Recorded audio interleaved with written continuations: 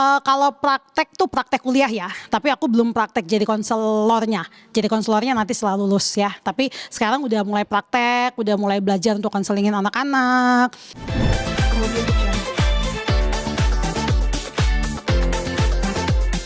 Hai Kepa Lovers, saya Noella. Hari ini saya ada acara di salah satu stasiun TV. Jadi kita lagi siap-siap, lagi make up. Kalian ikutin aku.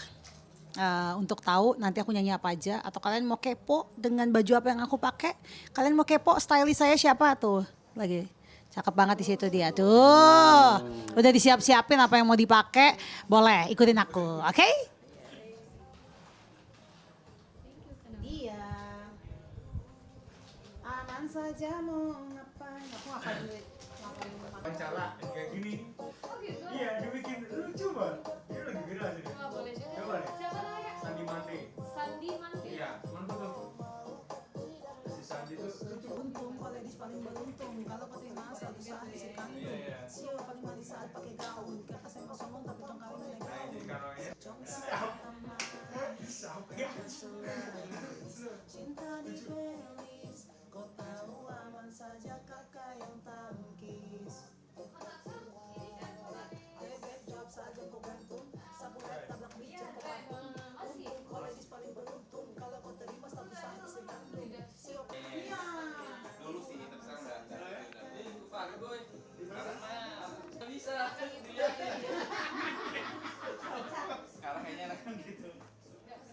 Dulu kan. Kalau program itu nyanyi banyak ya. Iya, kalau program kan.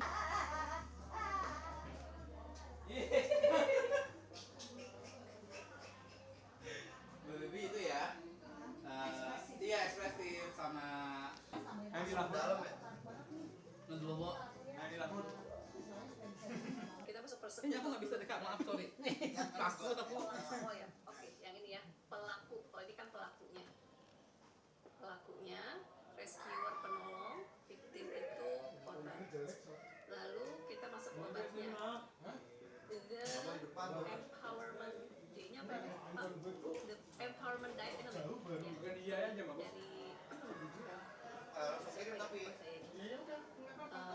the empowerment dynamic, achiever menjadi coach, pelatih, persecutor menjadi challenger, penantang, sedangkan victim tadi ya, yang Mas Didi tadi udah sampaikan, menjadi kreator. Iya. Iya nih, editnya nggak benar.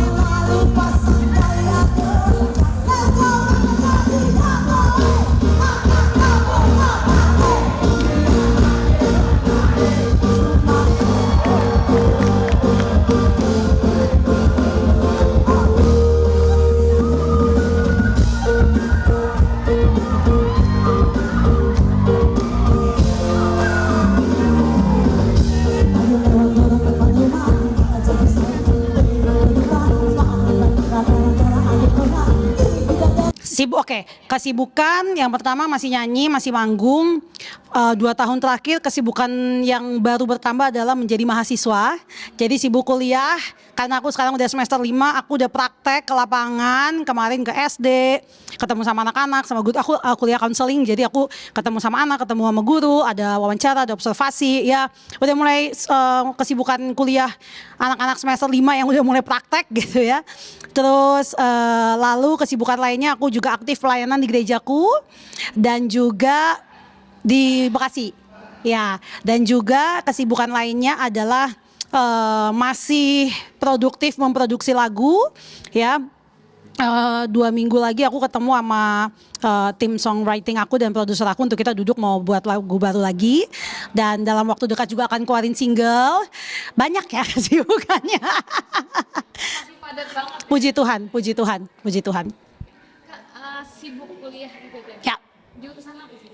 aku jurusan psychological counseling, bimbingan konseling. Oke, kenapa milih jurusan itu? Sebelum aku lanjutkan, poniku menutupin muka banget nggak? Oh ya, soalnya aku tak, iya kayaknya agak terganggu ya. Nah gini lah ya.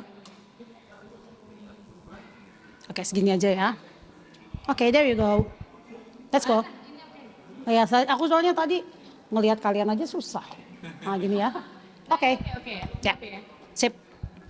Kenapa memilih kuliah konseling? Oke. Kurang lebih 4 tahun yang lalu, 2021, aku mengalami depresi dan aku dibantu oleh profesional, oleh konselor, dan momen aku dibantu itu mengubah hidupku, mengubah pola pikirku, mengubah emosiku dan mengubah diriku seutuhnya gitu. Dan aku merasakan betapa dahsyatnya dampak dari ketika kita sehat secara mental.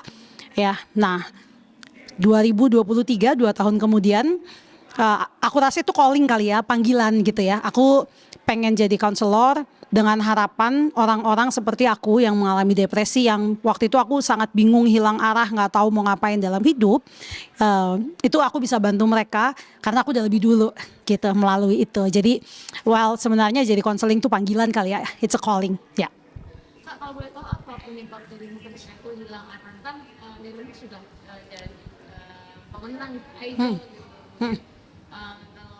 Kalau orang kita lihat secara rata-rata pasti termanage dengan baik lah dengan manajemennya. Ya, sebenarnya itu dampak dari masa lalu dan masa kecil terutama ya. Jadi salah satu dampak bullying waktu saya dibully di masa kecil, mungkin relate dengan teman-teman yang milenial. Kita kan dari dulu, mungkin adik-adik sekarang yang Gen Z, Gen Alpha sudah mulai mengenal akan kesejahteraan emosi atau kesehatan mental gitu. Dulu kan kita nggak ada. Jadi kita jalan aja terus kan. Jadi kayaknya memang aku rasa itu cara Tuhan, momen Tuhan untuk bisa buat aku juga keluar dari ketidaksehatan emosiku.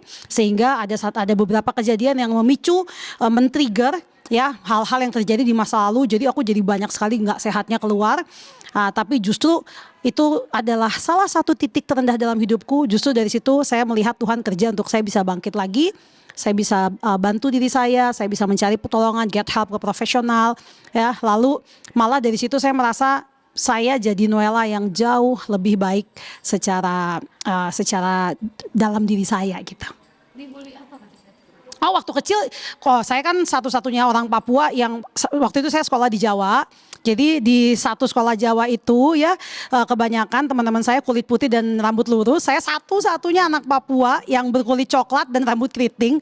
Ya, sekarang saya nggak salahin karena tahun 90-an perbedaan itu berasa banget. Jadi mungkin waktu itu anak-anak kayak ini hitam keriting orang dari mana gitu kan. Jadi ya hari ini kan ya saya bersyukur ya udah banyak edukasi tentang diversity, tentang perbedaan. Tapi tahun 90-an waktu saya masih sekolah, masih SD, belum banyak. Jadi saya mengalami itu perbedaan-perbedaan itu. Nah sayangnya waktu itu kan nggak diproses. Jadi tertinggal aja di dalam diri, di bawah aja ditanam, ditelan di bawah.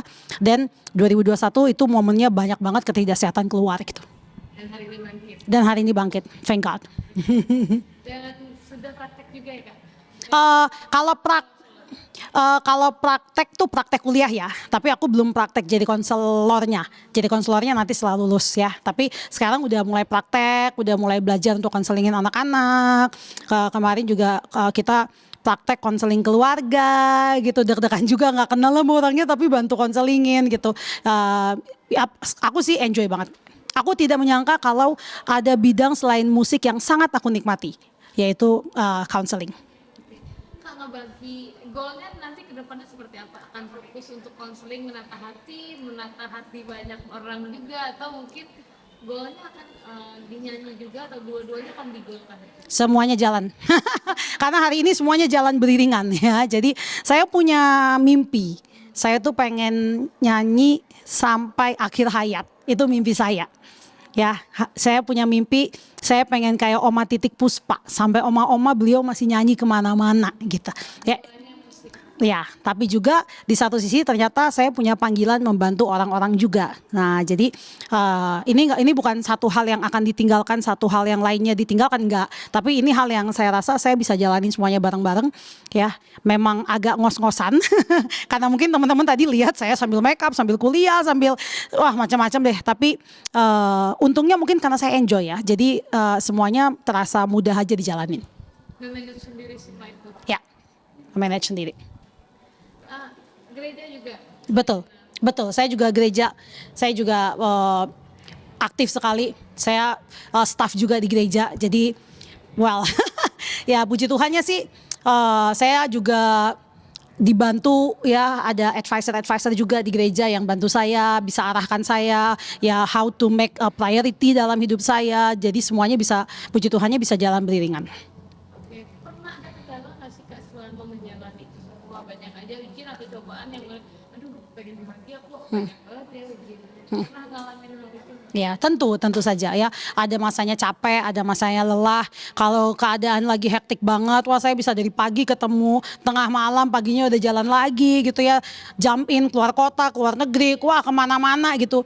Kalau capek pasti ya, cuman sekali lagi ya, mungkin karena ini passion gitu ya. Saya nyanyi di beberapa tempat dalam waktu bersamaan tuh saya karena happy, jadi capeknya nggak berasa gitu.